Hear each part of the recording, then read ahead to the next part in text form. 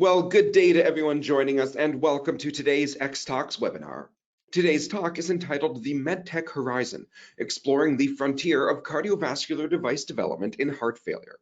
My name is Ryan Muse and I'll be your X-Talks host for today.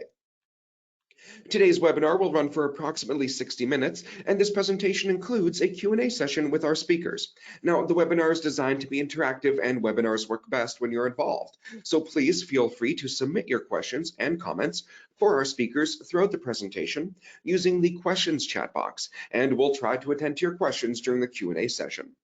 This chat box is located in the control panel, which is on the right-hand side of your screen. And if you require any assistance along the way, you can contact me at any time by sending a message using the same chat panel. At this time, know that all participants are in listen-only mode, and please note that the event will be recorded and made available for streaming on xtalks.com. At this point, I'd like to thank MedPace, who developed the content for this presentation. MedPace is a scientifically driven, global, full-service clinical contract research organization providing phase 1 to 4 clinical development services to the biotechnology, pharmaceutical, and medical device industries. MedPace's mission is to accelerate the global development of safe and effective medical therapeutics through its high science and disciplined operating approach. Now I'd like to introduce our speakers for today's event. Dr. Dean J. Kereiakes is a chairman and medical director of the Christ Hospital Heart and Vascular Institute, medical director of the Christ Hospital Research Institute, and professor of clinical medicine at The Ohio State University. At MedPace, Dr. Kereiakes serves as a medical department vice president, providing hands-on medical leadership to sponsors and internal study teams engaged in cardiovascular clinical research. Dr. Adam M. Lubert is an academic cardiologist with board certifications in internal medicine, pediatrics, pediatric oncology, and adult congenital heart disease.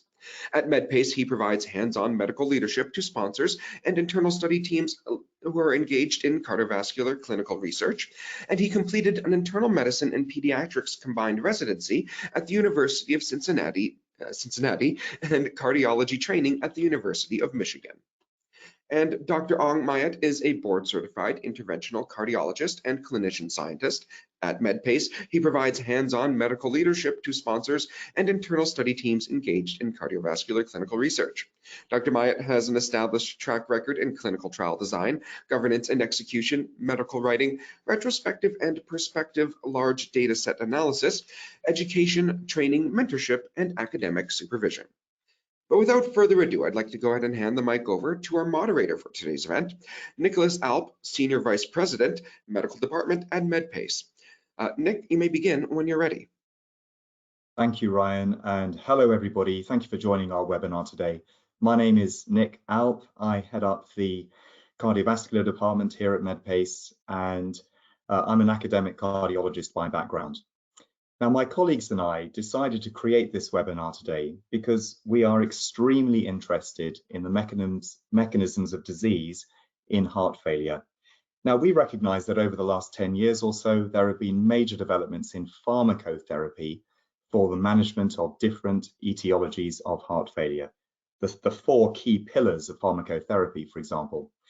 But we also recognize that in the last few years in particular, there has been enormous innovation in catheter-based device therapies addressing many aspects of the mechanical considerations around heart failure. And we wanted to bring some of these ideas and these developments to your attention today. So we're going to kick off with my colleague Adam Lubert, who's going to talk a little bit about some of the exciting new interventions that are designed to address the left ventricle in heart failure. Adam, over to you. Thank you, Nick. It's a pleasure to be speaking with you all today. Today, we're going to delve into emerging devices for the management of heart failure, a condition affecting over 80 million people worldwide, as shown on the map here. Despite advancements in pharmacological therapies, which have significantly improved patient outcomes, heart failure remains a life-threatening condition with only about half of patients living beyond 5 years post-diagnosis. This highlights a persistent unmet need in treatment options, especially for advanced cases where medications alone may not suffice. Heart failure is also a significant economic burden and is the top cardiac diagnosis for Medicare patients. So here in the next hour, we're going to discuss innovative devices set up to fill these gaps, offering new hope for patients with heart failure. The first category of device to discuss is the physical reverse remodeling devices. These are devices that either partition the ventricle to exclude diseased myocardium or reshape the ventricle to restore the normal elliptical shape in an attempt to reduce cavity size and wall stress, with the first being the Bioventrix Revivant transcatheter ventricular enhancement system. This device is of the partition variety. On the top image on the right is a heart with a significant scar after a myocardial infarction with severe dyskinetic or akinetic myocardium. The dilated and scarred area of the LV wall causes chamber geometry to change from an elliptical to spherical shape, which increases myocardial wall stress, inducing further ischemia. By excluding the non-viable or scarred myocardium, this can lead to reduction in LV size, reshaping the chamber, decreasing wall stress and myocardial oxygen consumption, and can improve heart failure symptoms. On the left is an image of the device demonstrating the internal hinged and external locking anchor with polyester coating. And these are used to exclude the scarred myocardium shown in the bottom figure on the right. The target population for this device are patients who have had a myocardial infarction over 90 days prior to the procedure with significant anterior septal, apical, and/or anterolateral scar with LV dilation and viable myocardium that's opposite the scar. This video shows the device in action. First, an introducer sheath is inserted into the right internal jugular vein and advanced into the right atrium, and a snare is advanced into the right heart. Next, the surgeon, through a mini thoracotomy, advances a needle through the lateral wall of the aneurysm into the right ventricle. Over the needle, a wire is inserted and then captured by the snare. It's important to mention this entire procedure is done with no sternotomy and no cardiopulmonary bypass. The sheath is then advanced along the wire, and an external 6-French sheath is brought into the right ventricle, forming a connection that allows the placement of these anchors. The first anchor is placed into the right ventricular side of the interventricular septum, as you see here. Then an epicardial anchor is placed and the anchors are approximated. This action is repeated along the long axis of the LV until a linear portion of the anterior lateral wall is in contact with the corresponding portion of the septum, thus excluding the entire intervening wall segment from the circumference of the chamber. You can see here the anchors are in position confirmed by pre and post fluoroscopy. This plication and exclusion of the scar is reshapes the LV and ideally improves symptoms and quality of life. This device has been studied in the LIVE trial, the less invasive ventricular enhancement trial, where symptomatic heart failure patients, NYHA class 2 or greater, with LV dilation from an MI and akinetic or dyskinetic myocardium were enrolled. There was successful implantation in 97% of patients. And these figures show some of the results of the trial. On the left, there is depicting the ventricular volume change. The gray bar indicates LV end diastolic volume, and the green, the LV end systolic volume indexed. And you can see that there was about a 25% reduction in ventricular volumes from baseline to 1 year. There was also improvement in the left ventricular ejection fraction, about a 16% change from baseline. And additionally, the 6-minute walk distance was significantly improved, 21% change from baseline or 53-meter improvement. There was survival was excellent out to 1 year, over 90%. The ALIVE trial is the pivotal trial for this device, which is ongoing. This trial is enrolling patients in a 2-to-1 allocation ratio to compared to guideline-directed medical therapy for heart failure. The 126 participants have been enrolled and are now completing the follow-up phase, which is a duration of 5 years, and the results from this trial are expected soon. The primary efficacy endpoint is a hierarchical composite endpoint, first evaluating cardiovascular mortality, VAD, and transplant within 12 months. The next device in the reverse remodeling category is Ancora Heart's AccuCinch device. This is a transcatheter left ventricular restoration device that is particularly suitable for patients with heart failure who remain symptomatic despite standard medical treatments. The AccuCinch device involves placing anchors inside the left ventricle, which are then cinched to shrink the ventricle and reduce wall stress. This brief video shows the specific location of the AccuCinch device. The animation shows that the device is positioned behind the mitral valve leaflets and chordae tendineae.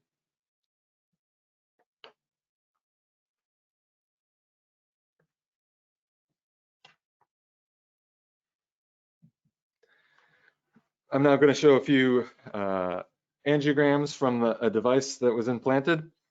First, for orientation, there's a transesophageal probe in these images. This middle arrow is showing the sheath from the femoral artery, and then this patient also has an ICD, so you'll see atrial and ventricular leads in these images. So this is contrast injected through the sheath to visualize the subvalvular space. Now in the AP view, again, the leads and TEE probe are shown. You can see now in this cine, there is a guide catheter which is positioned just below the mitral valve. And the desired position is confirmed with TEE and fluoroscopy.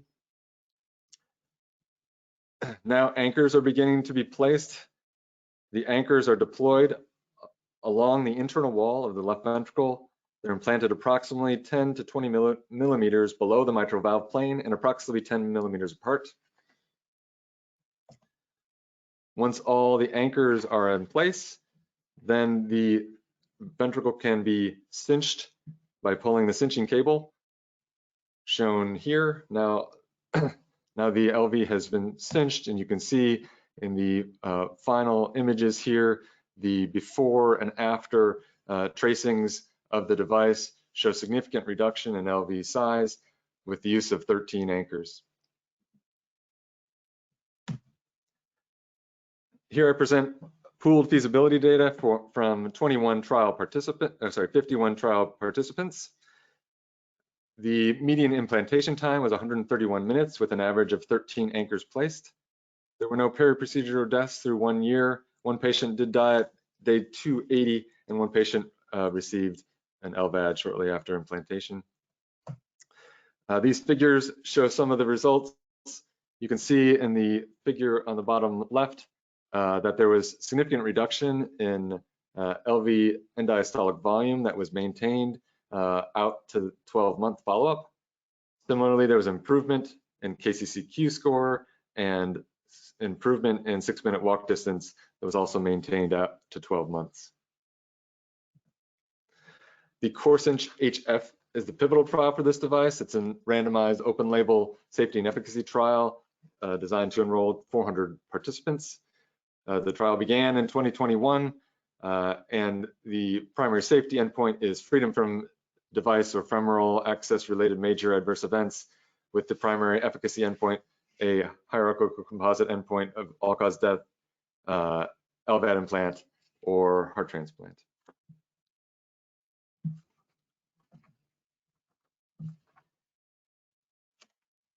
Next, we'll move on to a different type of device. These are intra-atrial shunt devices. A central hallmark of heart failure is elevation in the left atrial pressure that manifests as dyspnea and can cause progressive volume overload. Thus, targeted therapies that reduce left atrial pressure may offer an additional strategy to mitigate heart failure symptoms. Several devices and procedures have undergone investigation utilizing a strategy of offloading the LA by allowing shunting to the low pressure right atrium in order to reduce left atrial pressure. This strategy involves the creation of small atrial septal defects in the intra-atrial septum with or without the presence of a device used to maintain patency. This table shows a variety of different shunts that have undergone investigation. The shunt that has been the most extensively studied is the Corvia intra-atrial shunt device, shown here on the left side of the table. In 2022, the results of the reduced LAP HF2 trial were presented and found that the intra-atrial shunt device did not result in either symptomatic or clinical benefit in patients with heart failure with preserved ejection fraction or heart failure with mid-range ejection fraction, with now follow-up out to 2 years. From this trial, however, there was a suggestion that a subgroup of patients without latent pulmonary hypertension appeared to be responders to the intra-atrial shunt device. And this is the population that's now being studied in the Responder HF trial that's ongoing. There are several different approaches to the creation of shunts, as shown in this figure. The upper images show shunts that are placed within the intra-atrial septum. In the upper left, there are devices where there's a device left in place to maintain patency. And the upper right shows a shunt creation with no device left in place.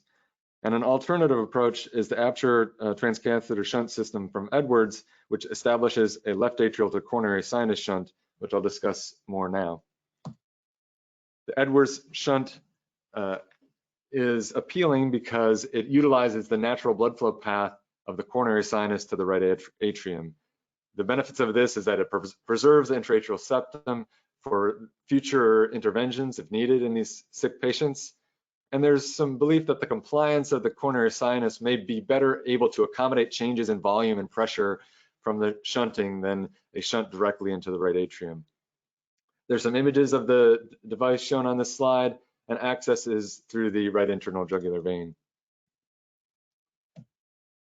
The ALT-FLOW-1 trial was an open label feasibility trial of this device that studied the device in 87 heart failure patients. 90% had successful implantation. 2 patients had to undergo emergent cardiac surgery, however, 1 patient for a coronary sinus perforation and 1 for device retrieval that was embolized. Those who had successful implantation, there was 100% patency of these devices at 6 months.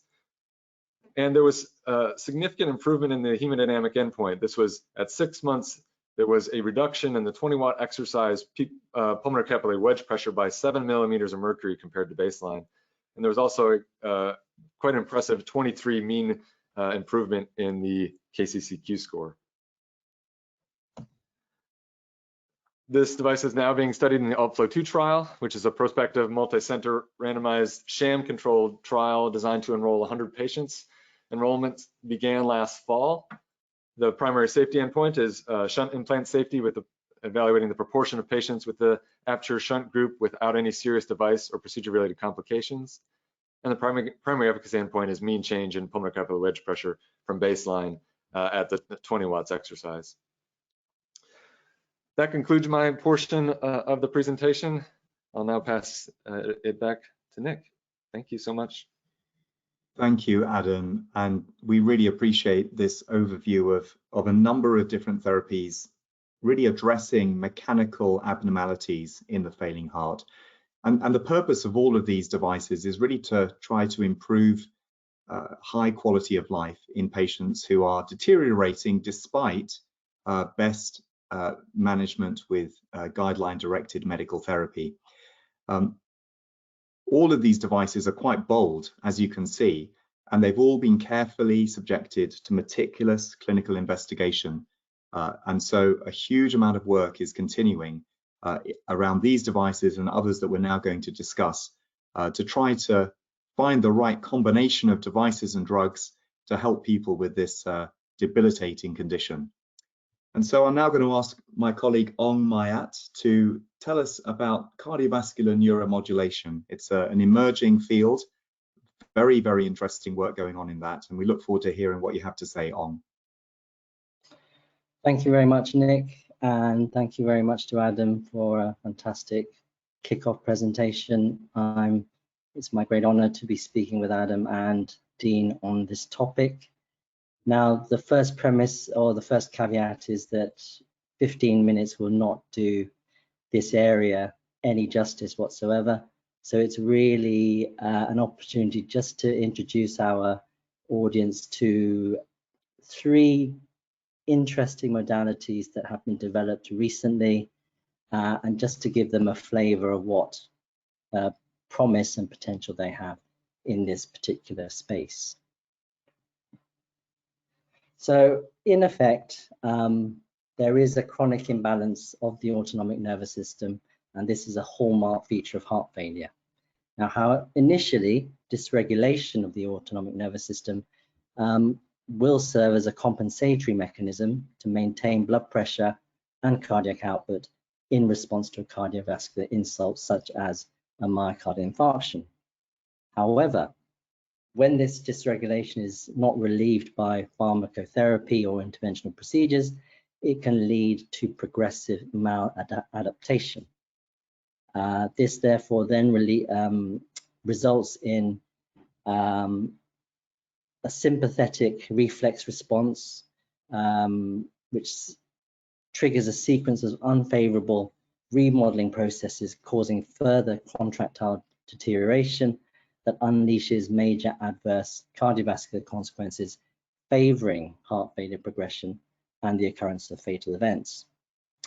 Now, in the last perhaps 4 to 5 years, autonomic regulation therapy has really sort of gathered much great interest by leveraging electrical devices that redress the autonomic imbalance through direct delivery of electrical energy. These promise to restore balance of the autonomic nervous system, promote vagal inhibitory control, and dampen down that sympathetic drive.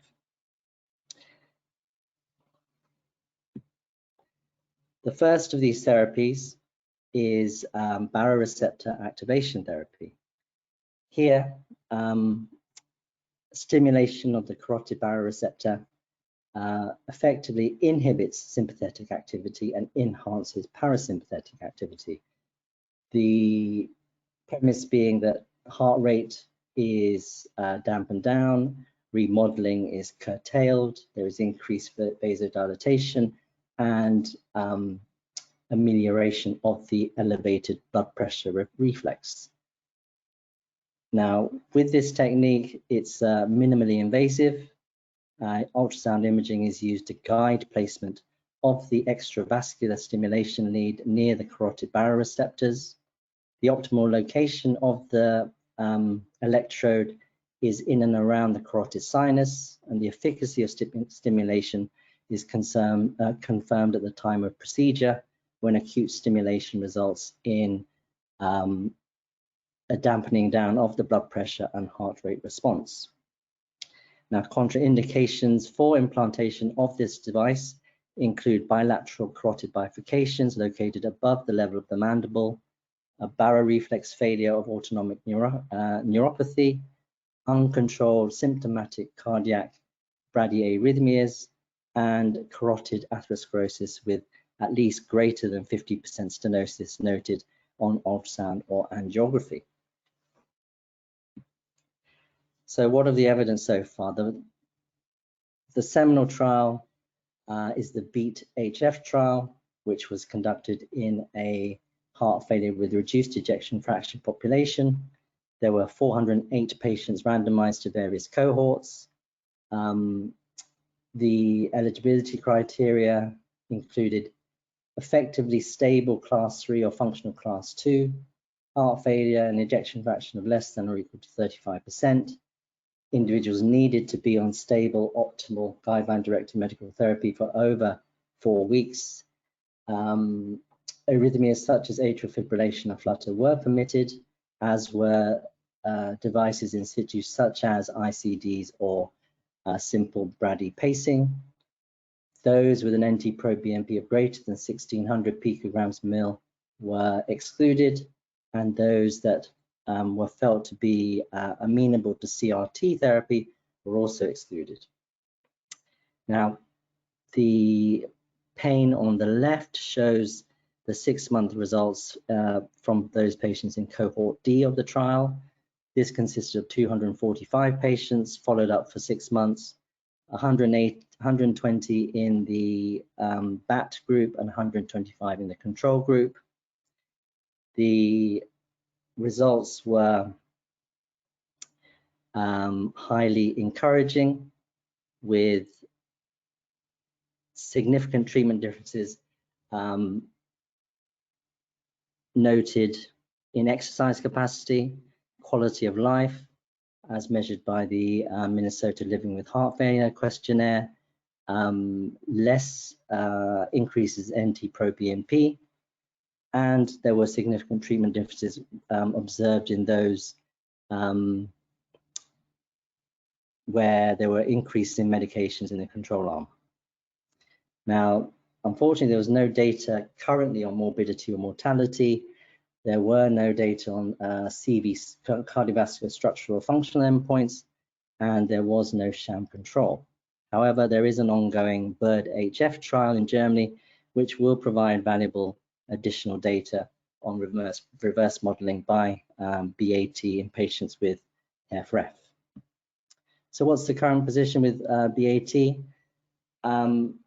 It's something to consider when CRT is not an option. So therefore, those with narrow QRS complexes, when patients aren't in sinus rhythm, it's a minimally invasive procedure, as I mentioned before. So the lead is extravascular and there are no additional leads in the heart.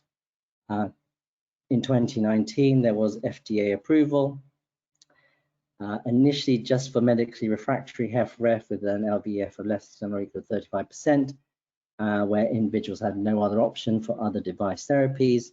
Since publication of the cohort D results, the FDA have expanded this approval to those with NYHA class 3 or class 2, despite optimal GDMT, an ejection fraction less than or equal to 35%, and must be in those who have an NT-proBNP of less than 1600. The next device I'd like to talk to you about involves the greater splanchnic nerve. Essentially, almost a quarter of the body circulation is within the liver and the spleen, and therefore redistribution of that blood pool could theoretically reduce venous preload, specifically in heart failure with preserved ejection fraction. Stimulation of the greater splanchnic nerve in heart failure induces an increase in cardiac preload and afterload with resultant cardiopulmonary pressure elevation. Therefore, redistribution of that volume sequestered in the liver and spleen could reduce excessive splanchnic vasoconstriction, thereby enhancing the body's response to the massive volume shifts characteristic of heart failure with preserved ejection fraction. Now, the device is implanted via the greater femoral vein. It's a unilateral approach, and the first in human study involved 11 HFpEF patients. 8 of these were women. They presented with NYHA class 2 or 3 symptoms. They had an ejection fraction of greater than 50% and all had an elevated pulmonary capillary wedge pressure at rest or with exercise.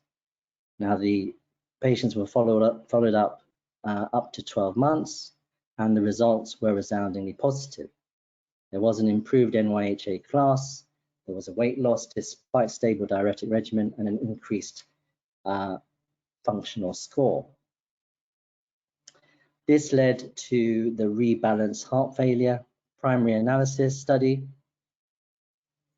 Here, patients had to be in, again, NYHA class 2 to ambulatory class 4. They had to have an ejection fraction of over 50%, as in the first in human study. They needed heart failure therapy that was stable for over 30 days and an exercise pulmonary capillary wedge pressure greater than or equal to 25 millimeters of mercury. They also had to have one of the following characteristics. They needed to have had at least a single heart failure hospitalization within the last year. They had to have had IV diuretics or intensification of oral diuretics within the last year also. And for those in sinus rhythm, an NT-proBNP of greater than 150, and those in atrial fibrillation, a level greater than 450. So what did the results show? This is a safe procedure. However, there were no significant differences noted in pulmonary capillary wedge pressure, right atrial pressure, or PA pressure between the treatment or sham groups. At least to their credit, the investigators used a sham group. Compare that with the BEAT-HF trial, which they did not. There are also no significant differences in KCCQ, 6-minute walk test or NT-proBNP levels between those that received ablation of the greater sphenic nerve and those that did not. However, following these results and the fairly equivocal nature of them, the investigators did look to try to identify a responder group, and they found one. It was those that had a preserved cardiac output with exercise or standing. They were shown to have an absence of chronotropic insufficiency, and there was no evidence of advanced structural restrictive heart disease in this responder group. Within the responder group, there were significant differences in KCCQ, 6-minute walk test, and NT-proBNP levels. So this has stimulated further study into whether this benefit is to be confirmed in these responders. The final new sort of neuromodulation intervention involves the right pulmonary artery and the nerves that surround it. This is called cardiac pulmonary nerve stimulation. Now, these autonomic nerve fibers around the pulmonary arteries are responsible for the lusitropic and inotropic states of the ventricles that pass along the anterior and posterior surface of the right and main pulmonary arteries.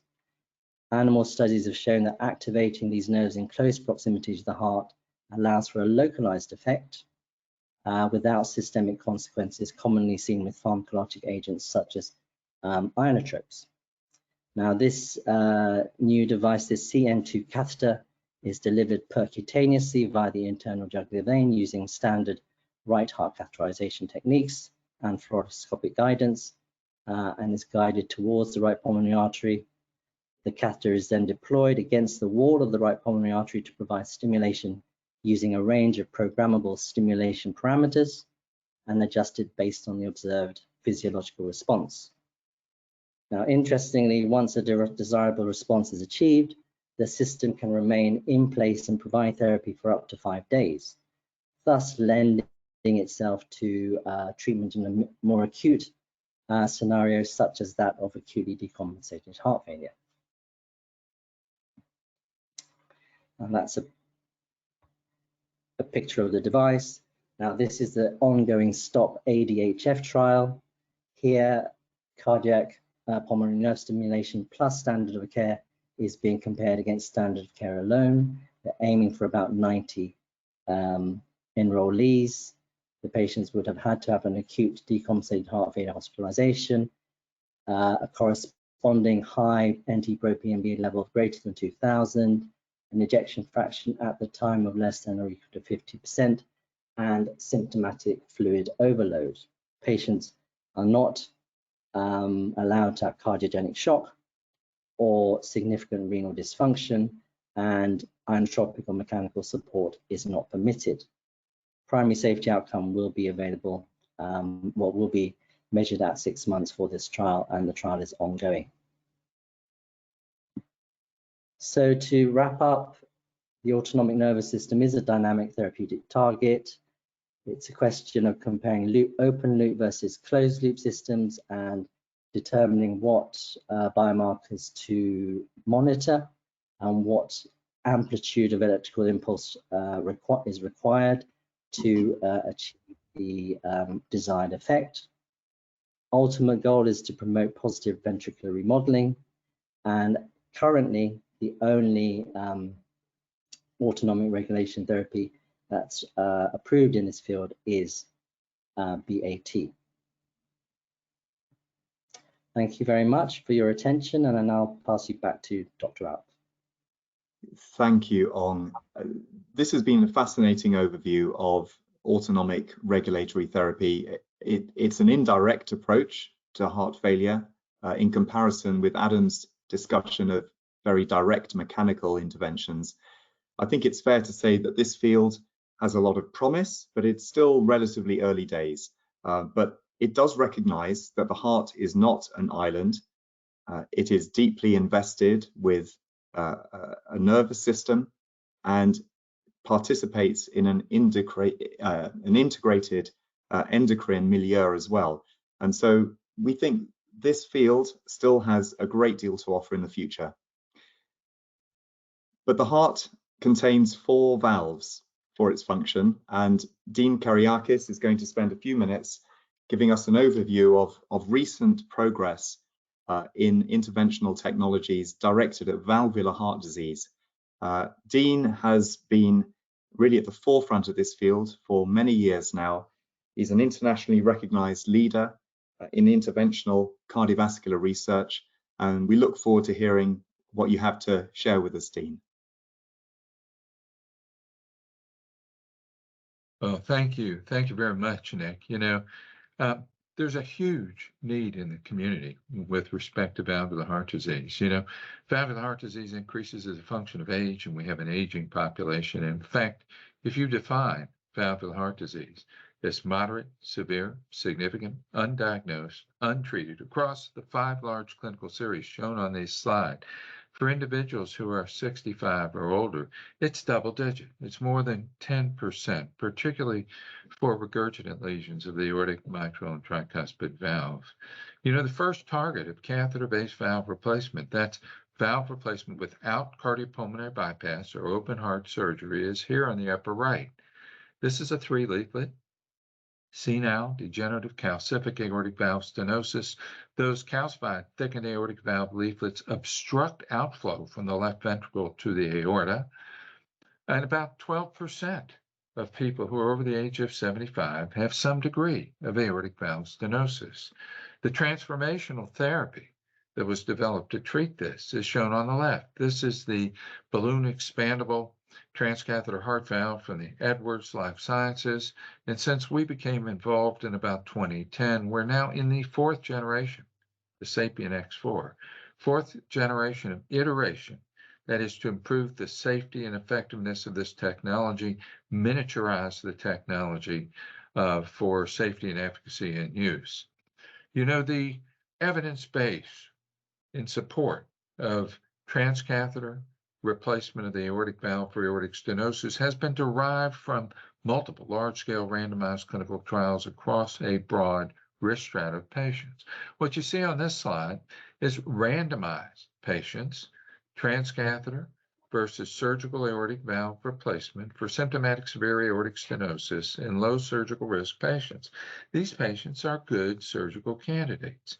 And what you see for the balloon expandable from Edwards on the left, or the self-expanding valve from Medtronic on the right, over 4- and 5-year follow-up, there are material relative reductions in hard clinical endpoints as death, disabling stroke, rehospitalization for valve-related issues in favor of transcatheter valve replacement. You know, few things in medicine give you a graphic that looks like this. This is overall and sex stratified aortic stenosis mortality rate in the U.S. in the decade 2008 to 2018. And what you see is in rough temporal association to the U.S. FDA approval of transcatheter valve replacement for symptomatic severe aortic stenosis, there is a significant reduction in mortality for this disease. All of this spurred an explosive increase in TAVR technology and TAVR evolution. Every one of these valves has undergone clinical trial testing. Some, such as Lotus Edge, have been commercialized and taken off the market. Others, like JenaValve and J-Valve, that we'll discuss at this point, have been developed for an entirely different indication. Not aortic valve stenosis, but instead aortic valve regurgitation or leaky aortic valve. You know, patients with severe aortic valve regurgitation are morphologically different. As you can see here on the right, they may have minimal or absent cusp calcification compared to aortic stenosis on the left. And this presents a challenge to catheter-based treatment, including suboptimal fluoroscopic visualization. You're not calcified, can't see the valve, not sure where to put the new valve, insufficient anchoring and sealing of the currently available transcatheter devices. Don't forget, these were developed to treat aortic stenosis. They require calcification for fixation and sutureless retention, and this leads to a risk of misplacement, migration, embolization. The new valve doesn't stay where you put it, which is a big problem, and a risk of residual valve regurgitation. Well, J-valve, shown on the left, has specific attributes that make it an attractive option for treating aortic regurgitation. It's a self-expanding nitinol frame bovine pericardial valve, and it has these hula hoop-like anchor rings. You can see them on the cartoon on the right as well. These anchor rings, 3 of them, function as a landing apparatus. They facilitate commissural alignment in the individual sinuses. They also anchor and seal the device on the leaflet. The 3 sinus cutouts that you can see here corresponding to the anchor rings, these facilitate coronary access and physiologic sinus washout to prevent thrombosis. And MedPace was the CRO for the early feasibility study, which has been completed. It's closed. The data will be presented as a late-breaking trial at the CRT meeting in Washington, and we hope to initiate the IDE trial in the coming months. Well, this is JenaValve that's completed their pivotal trial, IDE trial. Instead of the hula hoop anchor rings, it has these 3 separate, discrete locators. These provide very reliable, predictable commissural alignment, and the valve rotates very nicely in space. The pivotal trial for US FDA approval was called ALIGN-AR. It was presented at last year's TCT and published in Lancet. In both the primary safety composite endpoint at 30 days, the primary efficacy endpoint at 1 year, were met with a high level of statistical significance in comparison to objective performance goals, as there was no approved predicate in this space.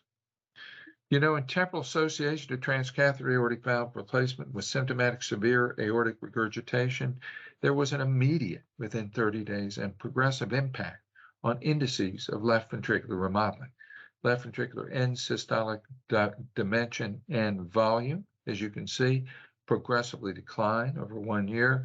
LV mass and mass index progressively decline over 1 year. And there was an immediate, within 30 days, and sustained impact on heart failure functional class from highly symptomatic here at baseline by 30 days. More than half of these patients are completely asymptomatic. 90% or more are not symptomatic during normal daily activities. Now, the mitral valve is a little more complex. It has 6 different components, each of which can cause the valve to leak, each of which can be a therapeutic target, beginning with the left atrium that is contiguous with the posterior leaflet, the anterior leaflet. These 2 mitral valve leaflets are housed within a fibrous skeleton of the heart called the annulus. As you can see, they're connected by little strings or cords, and these are important. We'll come back to these. The cordae, they're attached to papillary muscles, which are then inserted in the left ventricular free wall. On the left, you can see the juxtaposition of the main venous drainage of the heart, the coronary sinus, to the posterior mitral leaflet, and in fact, the mitral valve annulus. This can give you, as you will see shortly, indirect access to manipulate that annulus if needed. Well, you know, the first transcatheter therapies for the mitral valve involve clips. Mitral clip from Abbott Vascular, Pascal from Edwards. These are variations on a similar theme. And these clips are transmitted from the femoral vein, the inferior vena cava, into the right atrium with the delivery system. We poke a little hole in the intraatrial septum and cross over into the left atrium, look down upon the mitral valve, and with echocardiographic guidance, we find the area of greatest leak between the valve leaflets, and we pinch those together. We clip those together with one of these clips, and this is called edge-to-edge repair.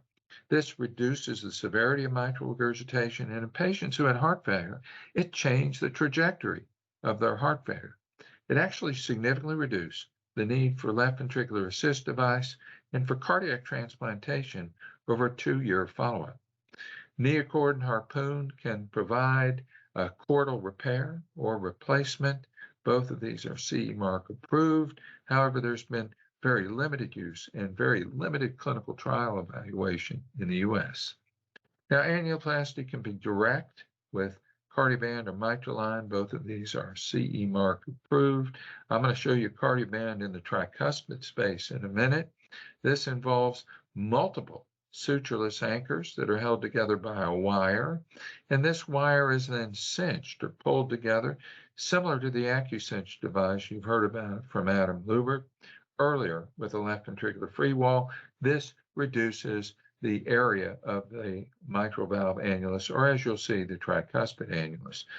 Annuloplasty can be indirect with a Caroline device using the coronary sinus for access. In fact, the pivotal trial for US FDA approval of this device, EMPOWER, is ongoing as we speak. The device is delivered from the internal jugular into the coronary sinus. You deploy and lock that distal anchor and then apply manual tension under echocardiographic guidance. This gives you septal lateral annular clenching, reduces the regurgitant orifice size, the severity of mitral regurgitation is reduced, and you pull or drag with you that left ventricular free wall to get some reverse remodeling, as you heard about from Adam Lubert earlier. You then deploy and lock that proximal anchor, release the device. You still have access to the coronary sinus through those figure-of-8 locks. You know, transcatheter replacement of the mitral valve has been a challenge. This annulus is very large. It's not circular. It's D-shaped. It's also discontinuous at the margin, so it has a contractile and dynamic function. The only device that's CE mark approved to date has been Tendyne from Abbott Vascular. It has, as shown here, an apical anchor or tether, so that the traditional approach here has been a mini thoracotomy and transapical delivery of the technology to the mitral valve. This is not going to be the pathway of the future. The future for transcatheter mitral valve replacement will involve transeptal, going from the right atrium into the left atrium and down into the mitral valve, as you're going to see in a second. Most of these valves, if you don't have this apical tether or anchor, you have to have anchors, hooks, or some docking mechanism. This is the Medtronic Intrepid. This is a transesophageal echo giving us guidance. This is an accelerated 30-second pacing run where this transcatheter heart valve is delivered across the intraatrial septum, these subannular hooks, cleats, if you will, and radial force lock it into the native annulus, and then we remove this entire delivery system and we close the hole we made in the intraatrial septum, usually with an implants or atrial septal occlusion device. I think Sophia is going to be the play for Abbott Vascular. It's already demonstrated transseptal from the right atrium to the left atrium delivery. It has a ventricular disc, atrial disc, and it has a axial compressive forces that lock it in place. Evoke just got approved for transcatheter tricuspid valve replacement. It's being evaluated in the mitral valve as well. As you'll see, these anchors are able to grasp those little cords and leaflets and circularize almost any valve, and I think you'll see this in the tricuspid space in a second. Edwards has a second play in this space where we actually create a landing or docking zone with an 8mm wire, and then we deliver their SAPIEN 3 balloon-mounted transcatheter valve. I'll show you the InnoValve that just finished its EFS, early feasibility study, which has some very, I think, innovative, to use a pun, technology in delivery. Well, this is the Edwards M3. It's called Encircle for a reason, as you'll see. We're across the intraatrial septum. I'm across the mitral valve, under the mitral valve, and we're going to put 3.5 loops of nitinol wire, bringing those outside the chordae, bringing those chordae in to give us a very snug landing zone and target.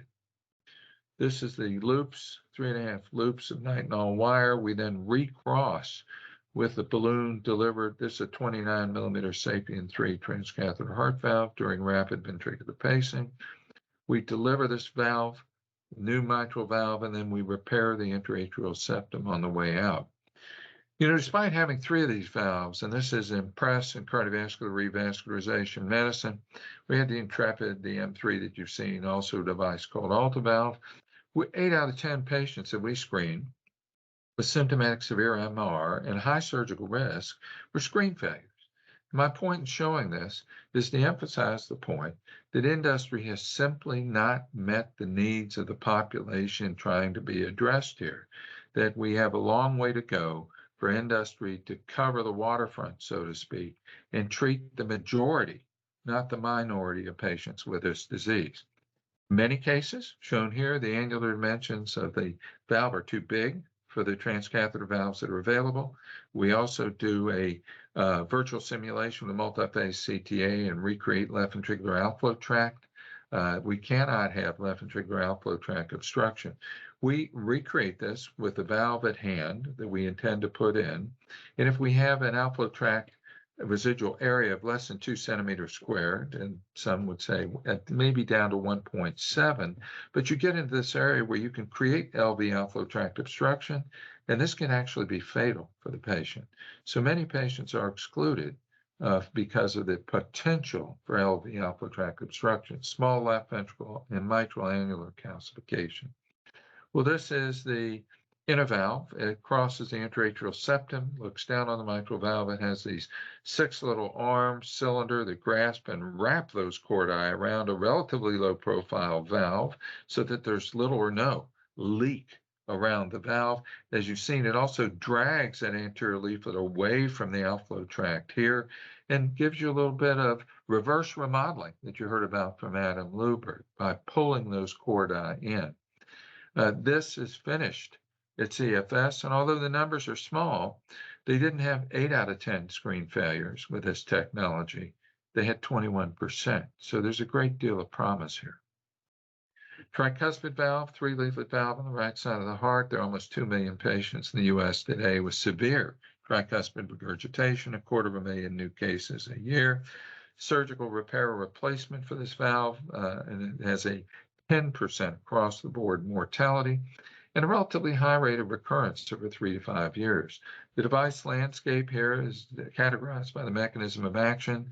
The mitral clip and tri-clip, it becomes a tri-clip on the right side of the heart. Instead of mitral clip, it's called tri-clip. Pascal is also on this side of the heart, and you'll see this in a second. Annuloplasty, I'll show you Cardioband. Transcatheter tricuspid valve, there's been a major breakthrough. Evoque just got FDA approved. This has been a big hit with our guys as a catheter-based mechanism to replace that valve. And then there's a workaround, the heterotopic cross-cable valve, where you don't actually treat the tricuspid valve itself.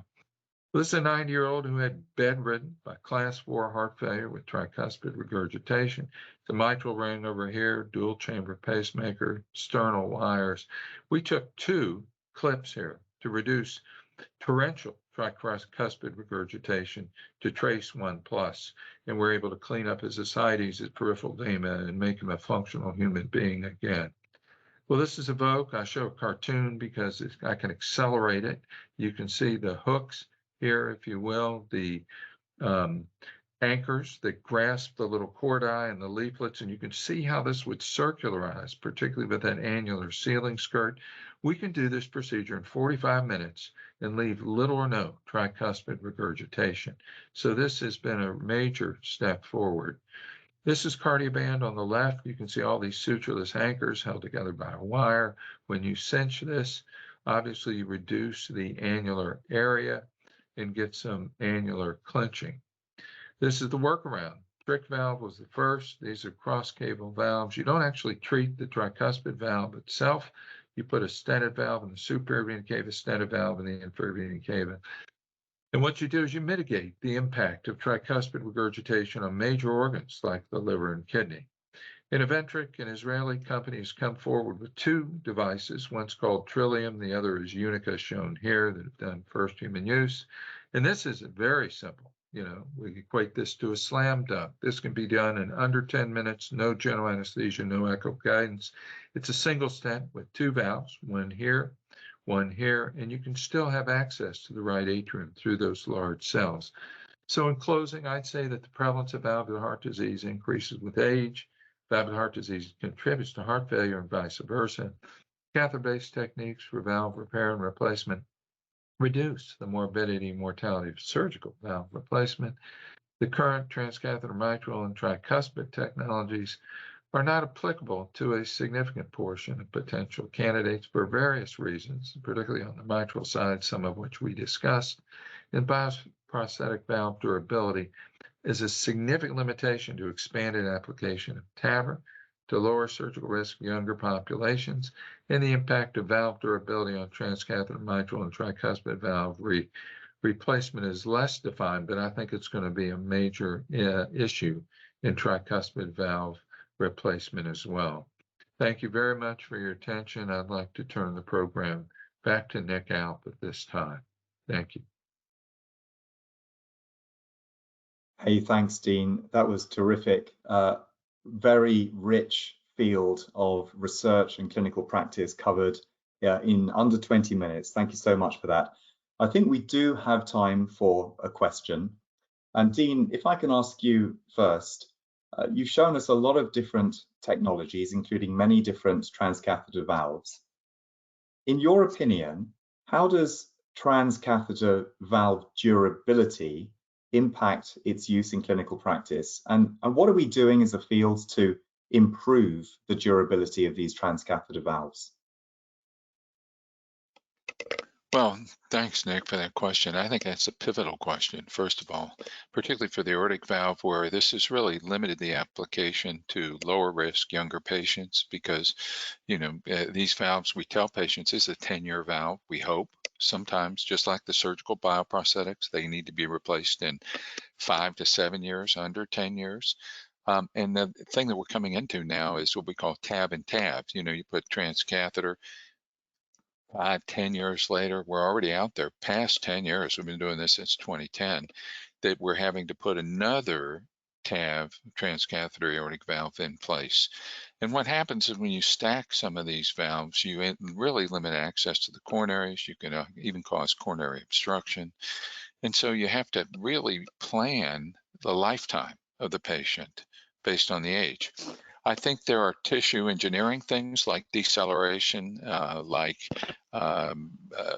treating these so that they reduce calcium. Resilia, which Edwards has come with, evidently reduces calcification so that you can get more durability and less structural valve deterioration. There are polymers. Most recently, Foldax has had what they call a life polymer, which is a silicon polyurethane urea. It'll go 40 years on the bench, doesn't require anticoagulation, and the valve can still have TAVR, unlike the other mechanical surgical valves. So I think there are a number of technologies, and I think this is going to affect the mitral valve as well, which is a high pressure situation. The tricuspid valve, our guys think it's less important there. The quote, the durability, being able to get 15, 20 years out of a valve. But I think this is two things. Number one, durability of the valve, and number two, need for oral anticoagulation. These are the challenges that we face right now continued coronary access would be third in long-term application of these technologies. Thanks, Dean. And I'm aware that we're getting close to the top of the hour. I really want to wrap up now by thanking Dean and Aung and Adam for giving us an overview of a fast-moving and very productive field.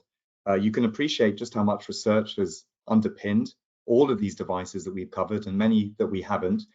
Many of these devices have proven utility and are helping patients with heart failure right now.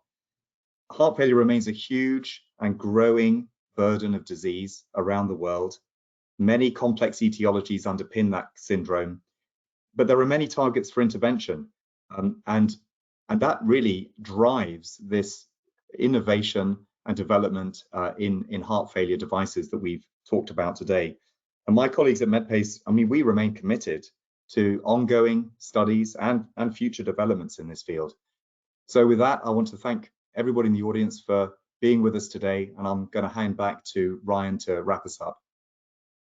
Well, thank you very much, everyone, for that very insightful discussion. We have reached the end of the Q&A portion for our webinar. Now, if you're interested in hearing more from MedPace, you can register for their next webinar, Unveiling Tomorrow's Cancer Solutions, a deep dive into radiopharmaceuticals, dosimetry, and AI integration, which is scheduled for Wednesday, April 10th, using the link that I will actually now send to you in the chat box. Now, if you're going to attend to your questions, know that the team at MedPace will follow up with you, or if you have further questions, you can direct them to the email address that's up on your screen. I want to thank everyone for participating in today's webinar. You will be receiving a follow-up email from X-Talks with access to the recorded archive for this event. A survey window will be popping up on your screen as you exit, and your participation is appreciated as it helps us to improve our webinars. Additionally, I've shared a link in the chat box for the recording of today's event, which you can also share with your colleagues so they may register for the recording here as well. Now, please join me once more in thanking all of our speakers for their wonderful time here today. We hope that you found the webinar informative. Have a great day, everyone, and thank you for coming.